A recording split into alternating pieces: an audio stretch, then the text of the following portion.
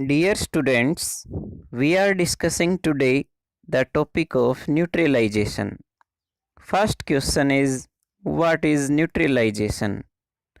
Students, मैंने आपको इस लेसन की स्टार्टिंग में बताया था कि हर चीज़ का टेस्ट एसिडिक और बेसिक पार्टिकल्स की वजह से होता है। लेकिन अगर हम एसिड और बेस दोनों को आपस में मिक्स कर दें तो हमें क्या रिजल्ट दिखाई देगा? आइए अब हम इस बारे में डिस्कस करते हैं।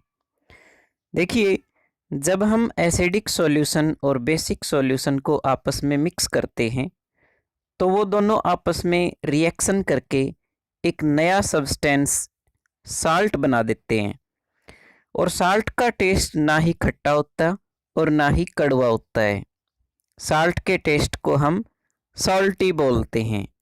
आप इस पिक्चर में देख सकते हैं कि यहाँ एसिड और बेस दोनों को हमने एक दूसरे तीसरे बीकर में डाल दिया, दोनों को मिक्स कर दिया। दोनों के मिक्स करने से जो नया सॉल्यूशन तैयार होगा वो न्यूट्रल हो जाएगा। उसमें ना एसिड की प्रॉपर्टी आपको शो होंगी और ना ही बेस की प्रॉपर्टी दिखाई देंगी, क्योंकि जब तक एसिड और बेस अलग अलग रहते हैं तब तक वो अपनी अपनी प्रॉपर्टी को शो करते हैं। लेकिन जब एसिड और बेस दोनों को हम मिक्स कर देंगे तो वो एक दूसरे की प्रॉपर्टी को डिस्ट्रॉय कर देंगे और जो सॉल्यूशन है वो न्यूट्रल बन जाएगा।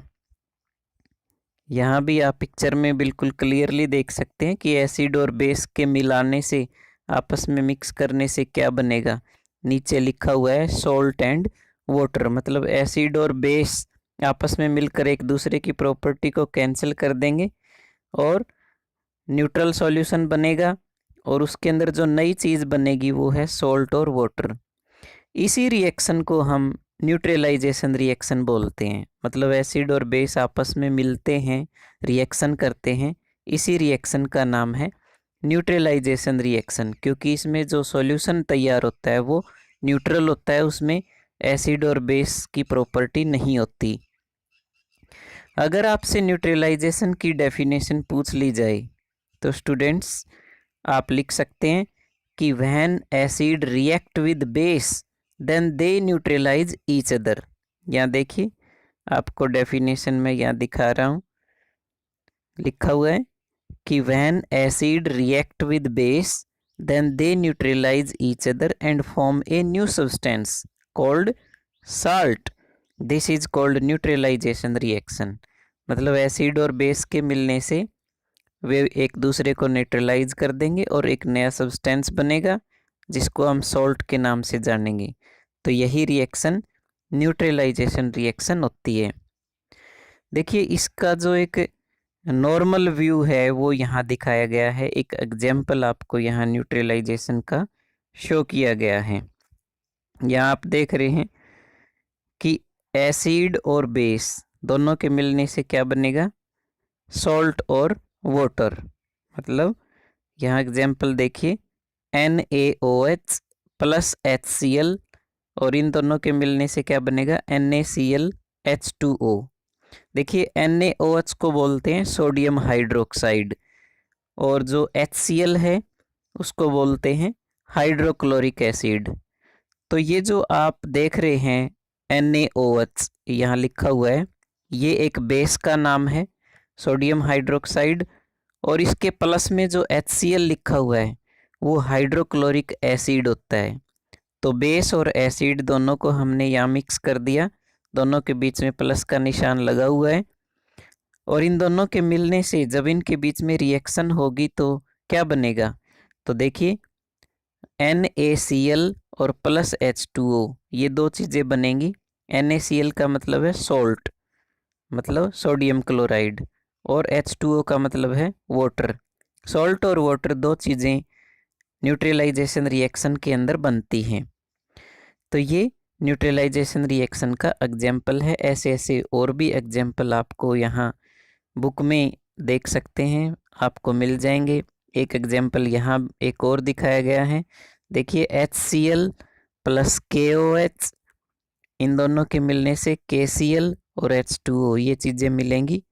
तो यहाँ HCl जो है वो एक एसिड है, KOH जो है वो बेस है, दोनों के मिलने से सॉल्ट बनेगा KCl, ये सॉल्ट का नाम है, और H2O ये वाटर होता है।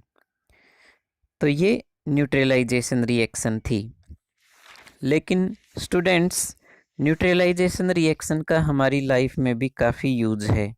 हमारी जो डेली लाइफ है, डेली हम अपनी लाइफ में बिजी रहते हैं, तो वहाँ देखने को मिलता है कि कई बार हमें न्यूट्रलाइजेशन रिएक्शन वहाँ दिखाई देती है, ज़रूरत पड़ती है।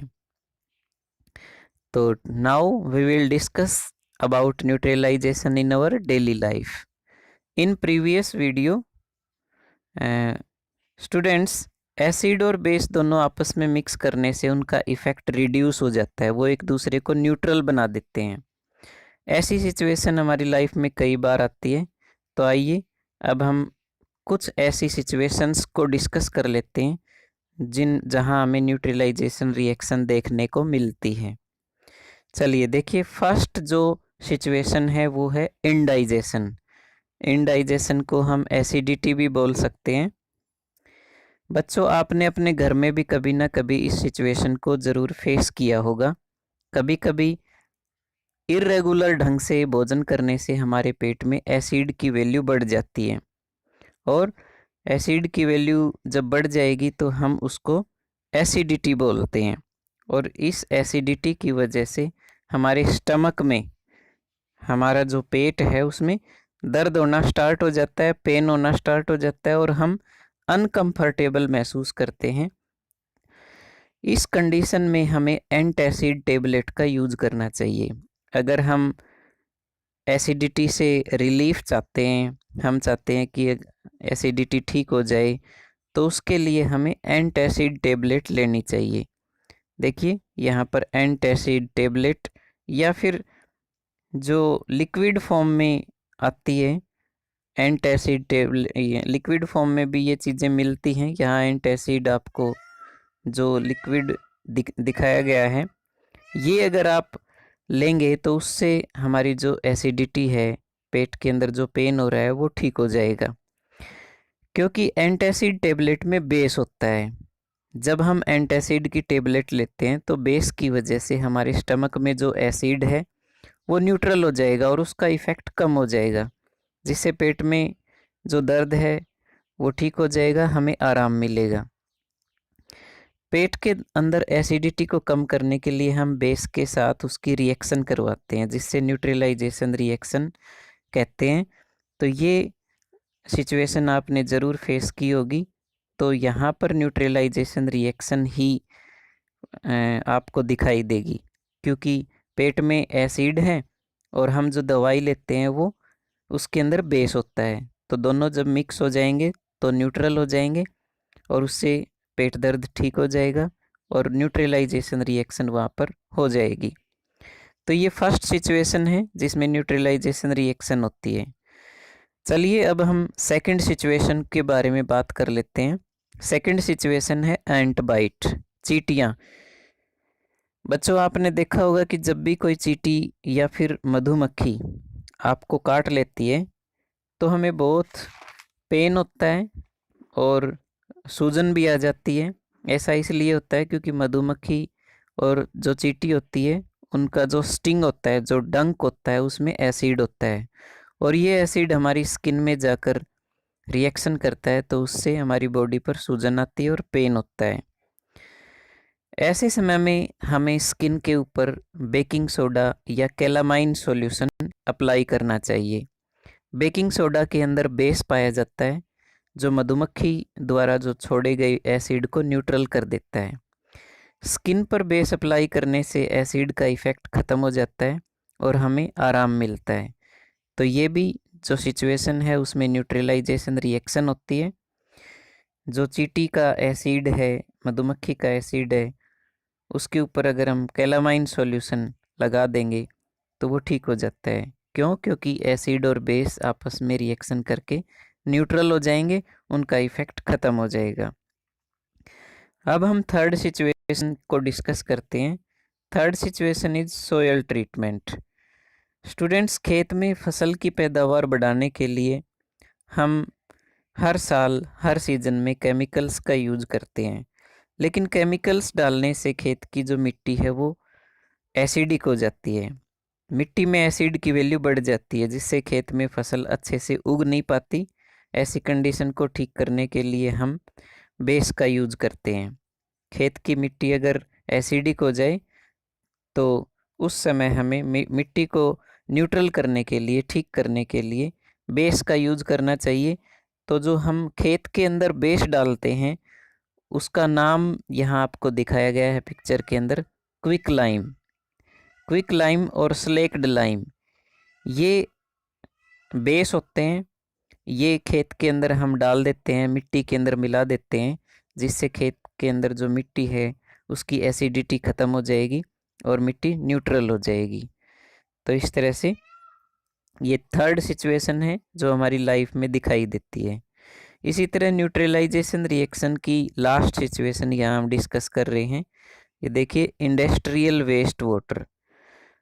इंडस्ट्री के अंदर से जो वेस्ट वाटर निकलता है, वेस्ट मटेरियल निकलता है, उसमें बहुत ज़्यादा एसिड पाया जाता है और वो एसिड हमारे लिए काफ़ी हार्मफुल होता है और इस एसिड को ख़त्म करना काफ़ी ज़रूरी होता है। इसलिए जब भी इंडस्ट्री से वेस्ट वाटर निकलता है तो उसके अंदर पहले बेस मिक्स कर दिया जाता है, ताकि जो वेस्ट वाटर के अंदर एसिड है वो ख़त्म हो जाए, न्यूट्रल हो जाए, उसका इफ़ेक्ट जो है वो रिड्यूस हो जाए और वो जो पानी है, जो वेस्ट वाटर है, वो किसी और को हार्म ना करे। तो स्टूडेंट्स, आपने देखा इस वीडियो में न्यूट्रलाइजेशन क्या होता है और उसका हमारी लाइफ में क्या यूज़ है, कहाँ उसकी इम्पोर्टेंस है। ओके स्टूडेंट्स, ये लेसन हमारा यहीं फिनिश हो चुका है। Okay, bye.